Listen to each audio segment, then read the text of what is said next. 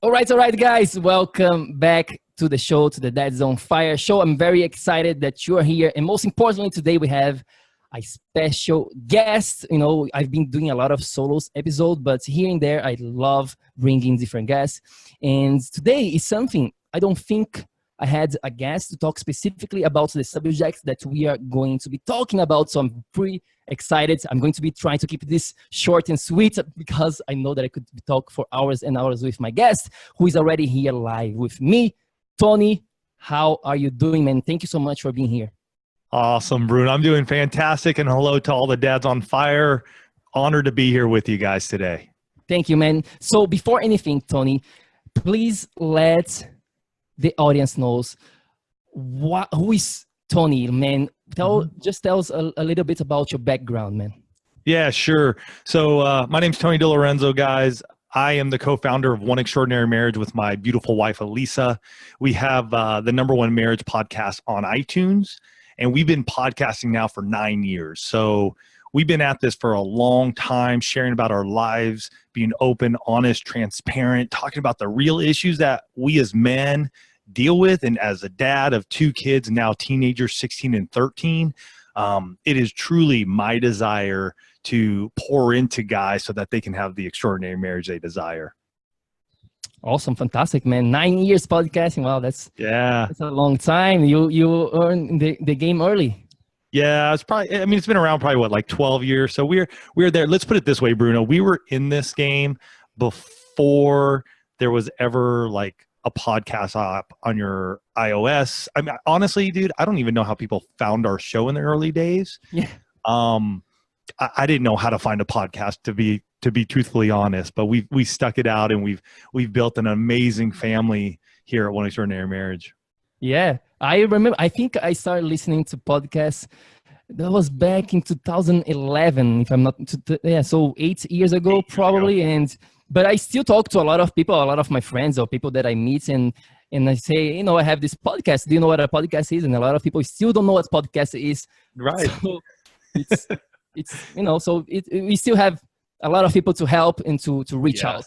So Tony, man, today we are going to be talking all about sex. Yes, so let's do it. Let's start with the simple question here, man. Why is sex important in our lives? Wow, great question. Great question. So here's where Lisa and I come from in this area. So husband and wife get married. Sex should be one of the most, or should be the only thing that the two of you do together, right? It's a very special act that connects you with your spouse. And so when I think about sex and why sex, that's the basis of everything we go after. Got it. Yeah, no, that's like the base. That's between men and women, like especially when you're married and we're dating somebody. That's the support, the foundation of the couple, right? So I used to have this client, Tony, probably I think 2 years ago, and the main thing, of course, he wants to drop the belly fat, he wants to lose some weight and get healthy. But when we start to go deeper, his real issue, his main concern was his lack of sex drive. You know, he started to see that start to went down, and just, you know, he was like, no, man, I'm not really performing as I used to. So can you tell us a little bit, just, you know, I know you could talk for a lot of, a long time about this, but some tips here to get your mojo back, to get sex drive back. Yeah, that's a big one and can go in many different areas. You know, sex drive is a huge thing that we can look at from us being younger men. You know, in our 20s, testosterone is high. As you get older, that tends to decrease, as you know, especially dealing with and studying the physical body. A lot of times, though, too, I think the mindset has a big play in our sexual desire. Because we can start throwing a lot of things in our mind that will decrease that desire, especially somebody who is possibly overweight, right? I mean, that in itself begins to play mind games with you because you start going, I'm not attractive. My wife doesn't think I'm attractive. I'm fat. I mean, all this negative comes to you, all this negative information that you're just playing on in your own mind, that can decrease your desire. Stress, work, kids, finances, all of these factors add up to our desire in some way, shape, or form. What I would say though is, if you're in that spot, right, we got to start narrowing it down. And if it is a health issue, that you're overweight, that you're not feeling good, then you need to start attacking that and going after it. I have been in a place where I've been overweight, haven't felt really my best personally. And I know for myself that has impacted my desire to be sexually active with Elisa. And I'm the higher desire spouse. I'm the spouse who typically wants to have sex more than Elisa, but I have found at those times that my self-esteem, my self-confidence, the overweight has decreased that.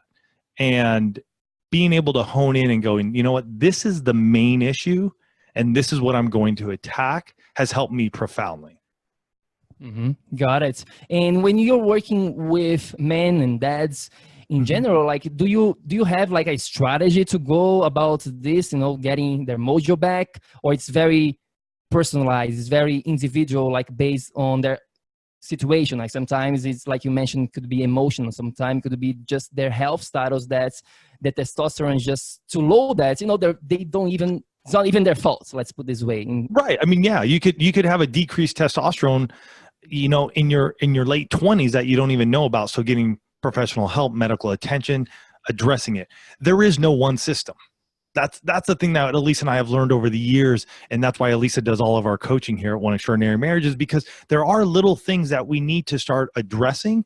And I find that anything that's sort of a system, especially when it comes to this, typically leaves men just sort of like, man, it just leaves them feeling like I'm no better off than when I started. So I always direct guys to going like, get the professional help you need, even if it's for a short time. Maybe you just need like 3-4 sessions of something, and just enough to get you going, whoa, wake up. I got a plan. Let me go after it. My strategy personally is what I tell people: 90 days, do one thing, try to make a difference, try to make that change in 90 days, see where you're at, and then address yourself or assess yourself where you're going to move to next. Yeah, absolutely. And you mentioned something that I totally agree with you, which is getting support, right? So in life, there is a lot of things that we are good at, but there is a lot of things that we suck. We don't, you know, we never really learn, or it's just not our skills, or we never learn in school, whatever is the reason. There is a lot of things that we don't know about it. So I love this idea of getting somebody else to pick their brain, to pick their knowledge, years and years of studies and practicing whatever it is, the issue that the subject that they have been studying, and just hiring them, or in whatever it is that you can do with this person, and just having these shortcuts. Do you agree with that? Yeah. And I think the next piece though is you have to have an action plan. You have to be able to go, okay, I have the information, but the information isn't enough. Right? The information is information, great. But unless we take some action and we're intentional, we're not going to get there. If I were to come and work with somebody on my fitness and I go, hey, I want you to do all this and give me the information, but then I don't take that information and do anything, the likelihood that I'm going to get buffer or lose weight isn't going to happen. Yeah. Same thing when it comes to our sexual being. There are times when we need to address things and we need to talk about them and release them. I know for myself personally, there have been times when my lack of desire more recently, and when I say more recently, probably over like the last 3 years or so, my lack of desire comes in because I feel like I'm in a good place physically, usually comes from a place of stress. Financial stress sometimes, stress of the business, you know, stress of what is happening with the kids and the family. And so being able to work with somebody, and I had a massage therapist who actually worked in using massage to release, you know, toxins from the body. And she helped me through a ton of stuff, even mentally, that, I mean, I just broke off of me, and it made a huge difference in my life. And I went to her for probably a good 6 to 9 months. Yeah. Well, That's a great option here, guys. Releasing stress. Yes, inside of the Dads on Fire project, we have like a special 2 days, almost like class, all about how to manage stress, how to release stress, how to see stress on a different way. It's such a big, important topic that we could do another whole episode about stress, which we have done in the past. So guys, go back. There is a lot of episodes related to stress. So Tony, I have a friend. He got married, had kids. I think they are 2 right now, 2 years old. And he told me that his sex life has changed. Since then. He got busy, of course. All these things happens when you have a child, and he's not having the same quality and the same amount of sex that he used to have back in the days.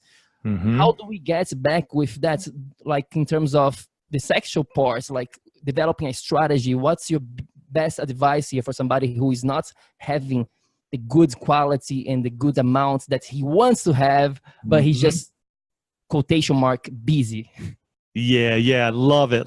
Great question. Because it's one that we've dealt with and many in the One Family have. So what we have is we've set up what's called the intimacy lifestyle. And I'm going to just share this for everybody here so we get an understanding what the intimacy lifestyle is. The intimacy lifestyle is we're scheduling sex. We got to get on a path together where we know when and where, not typically where all the time, but we know when we're having sex. Where is sort of that spontaneity part of it, but it does help to know that, because a lot of people are just running around and they don't know anything. They're not being intentional. They're not taking action. So what Elisa and I did, we set this up 9 years ago now. It's called the Intimacy Lifestyle. And guys, just as an FYI, I didn't share this yet, but I've been married 22 years. So I've been at this game pretty long time. I've almost gotten divorced twice. We lost our second child. We've gone through financial debt. We've done a lot of life and have grown up. And I will tell you, the intimacy lifestyle is the one thing that I think has honestly transformed our sexual intimacy beyond anything we could ever imagine. Other than, I would say, our sex challenges are right up there as well, because they're fun and it's a real quick thing. So here's the way the intimacy lifestyle works for us. Elisa and I, she's a low desire spouse, I'm the high desire spouse. We decided and we came to agreement that we wanted to have sex twice a week. That was our agreement. Now, for you guys, it may be different. You're going to talk to your wife and she may be going like, hey, you know what? I want to have sex, 3 times a week. And you're like, hey, I'd like to go 4 times. So what are you doing? Like, what are you guys going to work on? I know guys and couples who are every other day. I know couples who are just like once a week, whatever you want to do, you do it. So the way we've set it up for us, so you got a week, you have 7 days. We also want to make sure that it's set up so that we're both initiating. It's not always about me initiating, because that gets old. I was rejected a lot early on in my marriage from Elisa. And so I've had to share with her, and this is something you may have to share with your spouse as well, or she may even be sharing with you because you're the low desire spouse, is that she wants you or you want her to desire you. You want her to initiate, or she wants you to initiate. And so the way we've set this up is, so Sunday, Monday, Tuesday are my days. On one of those days, I have the opportunity to initiate. Wednesday, Thursday, Friday are Elisa's days, and that's when she initiates. Saturday is our off day or our bonus day, and that's the way we run it. Other than that, it's fair game. You want to have sex in the shower, you want to initiate, and you want to go have sex in the shower, go for it. The kids are gone, you want to go have cuddle sex on the couch, go for it. If you want to do something crazy in your bedroom, new position, go for it. But that's the way we've set it up. And no kidding, when we had our first sex challenge, our kids were 5 and 2. We set up the intimacy lifestyle. My son was, at that time, he would have been 7, and my daughter would have been 4. So you got to understand, we worked this through when our kids were younger, and it seriously made all the difference, Bruno. Mm-hmm. So Tony, when you say like scheduling and the day, right? Do you also schedule the time, or is it just like it could be any time of the day? No. Yeah. So that's where the spontaneity comes in, Bruno. That's where because people go, oh, you want me to schedule sex? Well, that sounds boring. Right. I'm not telling you what time of day to have. If you want to have morning sex, go have morning sex. If you want to do it in the afternoon because you have lunchtime off and the kids are at school and your wife's home, go for it. Make sure you're romancing her. Make sure you're texting her. Make sure you're letting her know that she's hot. Make sure you let her know how you initiate so she can respond to that. There's communication we got to have. We got to have this emotional intimacy too, guys. You want to have better sex, you better open up your mouth and you better start talking to your spouse and let her know what you like and what you don't like, and also listening to her about what she likes and she doesn't like. Yeah, absolutely. Like communication is super important. And I'm going to be, my next question that I have for you, it's kind of related to communication, but give us a little bit of this, you know, for the person who is having some troubles communicating what they want with their spouse. How can they get started with a better communication? Yeah, that's a great question. I think that if you're in a place and you're in a roadblock, you got to start asking questions. You got to start even with the easiest of questions, and you have to be all in. You have to be in the moment when you ask them so that your wife knows that you truly desire to hear what you say. To talk to your wife and just say, hey, how was your day? And then to turn around, go look at your phone, go look at something else, go grab the TV, go to your computer, really tells her you don't care. And so are you willing to tell her and let her know that you care? We wrote a book called Connect Like You Did When You First Met, 101 Proven Questions for Couples. And that book right there can get you started. You have 101 questions, pick one out with you and your wife and just ask and answer them. And I would say the key though, Bruno, put away the phones, put away all the stuff, put away the distractions, show them that you care. Because I even get caught from Elisa at times when she asks me a question or we're talking and I pick up my phone, she now just stops talking. And she just started this year, and I'm like, what's up? She goes, I'm not saying a word more until you put down your phone. I'm like, oh, got caught. Thank you. Yeah. Oh, that's a issue. I mean, that's a topic that I've done episodes about this, the influence of social media, of the internet, phones, and all of that stuff that we have. And I mean, it's serious. It's really serious. And both of us deal with it, right? The husband and the wife. I mean, I get it, guys. You may be going, hey, I put my phone down, but my wife doesn't. All right. So she needs to deal with her stuff. Like, you got to understand that. She needs to deal with her stuff, and you got to deal with your stuff at times. It's like, so what can I do was one of the big things that we had for last year. What can I do? The one thing I'm going to do is I'm going to definitely pick up a question, and I'm going to just at least answer it for her. Boom. That's what I'm going to do. Got it, man. So Tony, man, last year I was having some issues with my partner, my wife, related to sex, because and I told her that because that was bothering me. Mm-hmm. Sometimes when we were having sex, I was actually like thinking, and that came from, I mean, I don't know, it just came out of nowhere. Basically, I would think about these other women, people mm-hmm. that I've seen before, people mm-hmm. that I've had sex previously in my life, was just like coming out of nowhere. And I was like, oh man, this is weird. Like, this is almost like quotation mark again, like wrong, right? Mm-hmm. I don't believe in wrong or right for a lot of things, but let's say wrong. And I bet you she could sense something was changing with you in that moment. Yeah. Women are very intuitive. Like, and I've been there before myself, where it's like, oh my gosh. And Elisa will be like, what's up? Like, she knew even if I didn't say anything.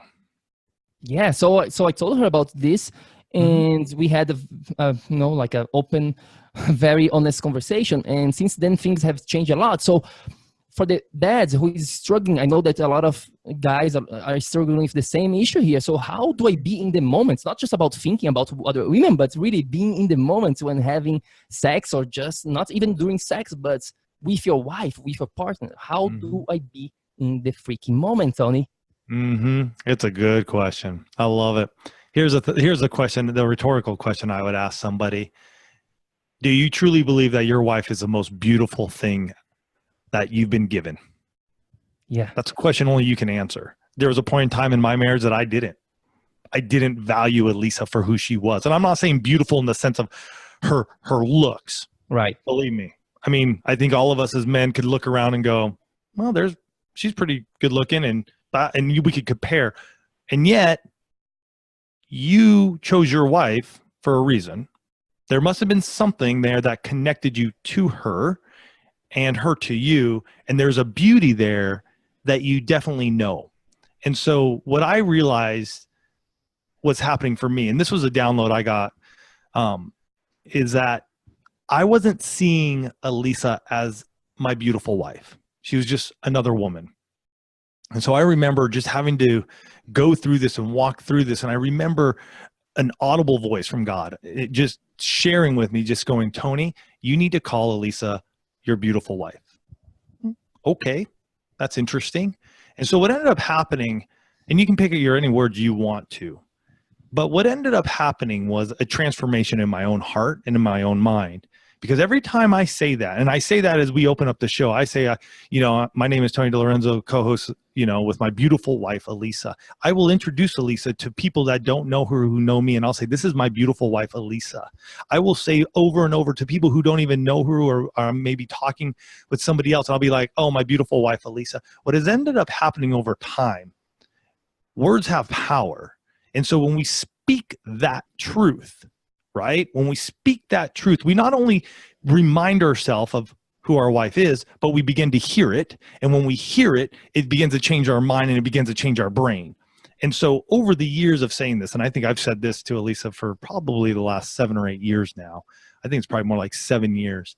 It's amazing how, when I started doing that, how it just transformed me to really realize in the bed, when I'm with her, nothing else is there anymore. It's only her, because she is my beautiful wife, and I'm going to cherish her. I'm going to love her, and I'm going to give her my full attention because she deserves that from me for being her husband.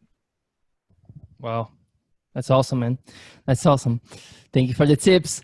I hope that I hope that's what you're looking for, because that's what comes to me when I'm thinking about this stuff, man. No, that's I love it. I love it. This idea. Cool. Thank you so much, man. So Yeah. let's talk about another big elephant in the room here as well, Tony. And this is another one that I used to struggle with a lot as well, which is pornography. Yeah, right? dang, that's great. I used to, you just, well, the story is pretty long, so let's make sure here. Let's just talk about now with my wife, right? Because that's when I was like, okay, there is something here. And I was already, married to her. We were having sex normally, like a lot of sex, not a problem. She was not complaining about it. But I would still sometimes would go here and there and watch some porn, even with her, and sometimes, and that started to bother me. That started to bother me, especially listening to you guys on your own podcast talking about the problems related to pornography. And I started to question myself, and this changed. I changed that. It was hard, I can tell, and it still is. It's kind of like a daily battle, like almost when you are like addicted to alcohol. Let's say you never really never really are not an alcoholic anymore. You always are, but you're just handling the addiction, right? Because it is an addiction. So let's talk about this, man. I know that this could be a long one. Yeah, I mean, let's look at from a couple of places and how it impacts marriage. Let's look at there first. Okay, so one, for a guy, you're viewing pornography. It means sometimes there may be a sexual addiction, and you need help. You need help, okay? Because if you're viewing it multiple times a day, you're masturbating multiple times a day, and then you still want to have sex at the end of the day with your wife, there is a problem going on, and I would say seek help. There are those like myself who would view it similar to you. I could get myself away from it, but then I wouldn't. Elisa knew something was going on, and at the same time, we were just sort of like, this isn't good for our marriage. We're bringing in somebody else. Would we bring another person into our marriage? This is the way we finally got to this point. And I said, no, like I would never do that. I've seen too many couples think that that's a great idea and then see it explodes on them. So that's who I was. There are others who pornography has also created this false sense of reality, what sex is. Masturbating becomes a place where, and I'm going to just share this with you guys, our hand, when we are masturbating, can grip our penis much tighter than a woman's vagina. Yeah. And that begins to cause some issues. Yeah. And I call fast food of sex porn. Yes. It's the fast food, you know, it's easy, it's there. It's released a lot of good chemical in your brain and feels good. But right, the dopamine, I think it's the dopamine just gets rushed. Yeah.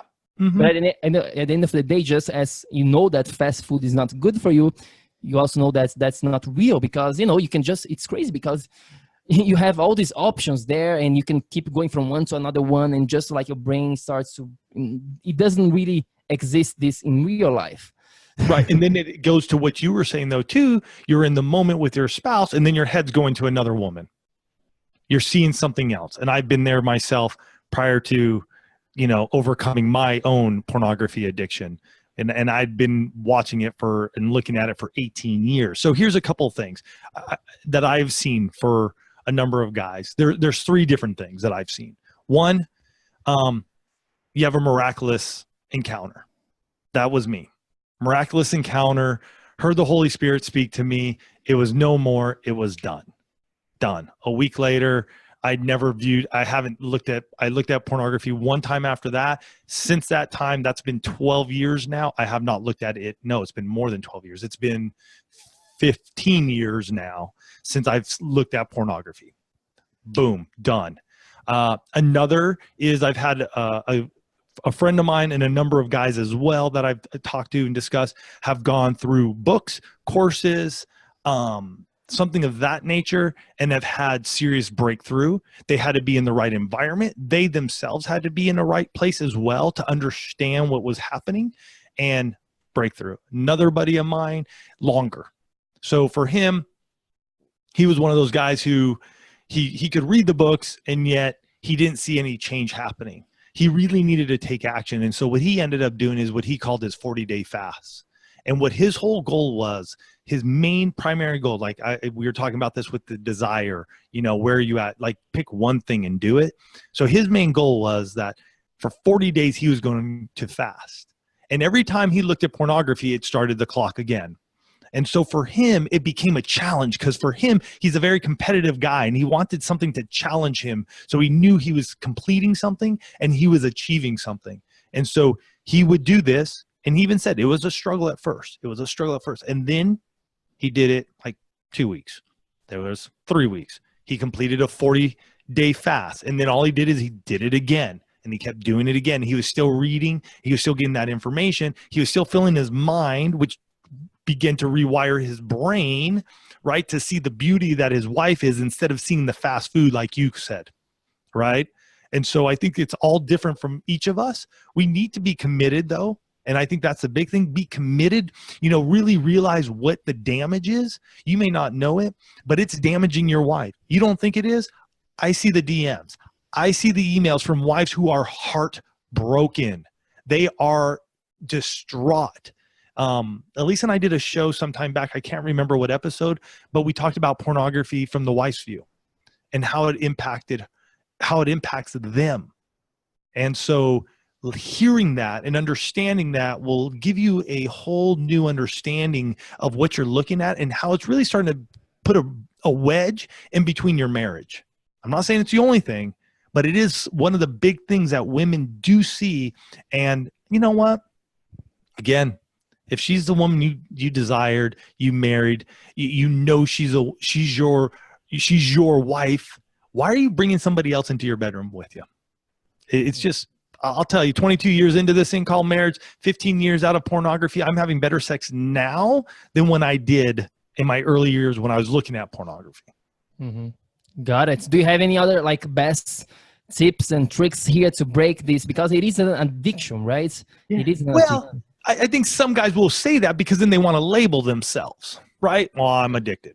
Get out of here. You're just being lazy is what I want to say too. Like, it's just, you're just lazy. You don't want to make change. You say you want to, but you're not really doing it. A great book is called The Bondage Breaker. Go grab it on Amazon. I don't know, it's 10, 12 bucks. That book will rock your world on any type of addiction or stronghold that's on you. You know, there are many different programs I know of. I've gone through one myself, but this was years and years ago, so I don't even know if it's around anymore. But I would look and seek out, be in community too.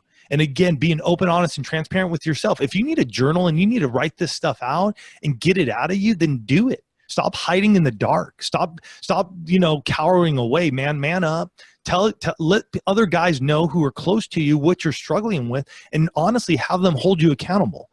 Don't have this little like bash sort of, oh, well, I sort of looked at it and they're just like, oh, well, that's no big deal. Maybe you need to change your friend group, because if they're still looking at it, why are you around with them anymore?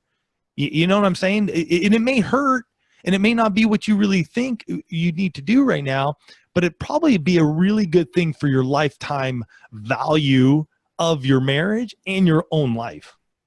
Mm-hmm. Yeah, absolutely. Tony, we are getting towards here the end of the show. So before I ask you where can people get in touch with you and find more about what you do you have anything else that you think that would be valuable here to share with the audience, specifically related here to having good sex life?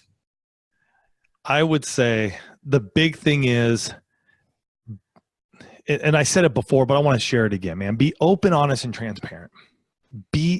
Learn to communicate, learn to share your emotions, share what's working, share what's not working.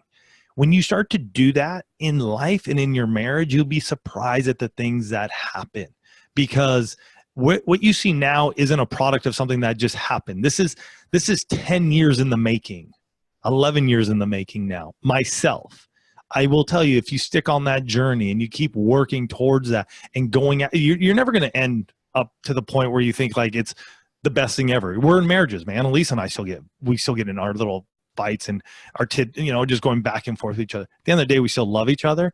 So I would say, you know, just be open, honest, and transparent with one another for what's ahead. And I think you're going to really see the breakthrough that'll come in your marriage. Yeah, awesome tips here, man. Thank you so much. So Tony, where can people find about what you do, and Lisa as well, in the business together with you? So tell us where to go. Yeah, so go to oneextraordinarymarriage.com. You'll find everything there. If you're a podcast listener, we'd love to have you. You go on any of your apps, look up One Extraordinary Marriage Show. You're going to find us. We have over 450 shows now. So you got a ton to listen to. And you can dive into so many different areas of marriage that you're gonna have enough, man. So yeah, go to oneextraordinarymarriage.com and we'll check you out there. Yeah, absolutely, guys. Go check it out. I listened to the podcast myself. Highly recommended. Like I mentioned, Tony here previously offline before starting the recording. I was listening a lot of his shows last year, and man, thank you so much for what you guys do. So guys, go check it out. Tony's website and his podcast. And don't forget that you can get our free training at BrazilianHealthNuts.com about how to implement the DOF system in your own life so that you can get rid of the dead buds forever in 90 days or less without doing any freaking crazy diets, taking any pills, or depriving yourself from the good things in life. Until then, make sure that you take action so that you can become a dads on fire. I'll see you on the next one, my friends. Peace.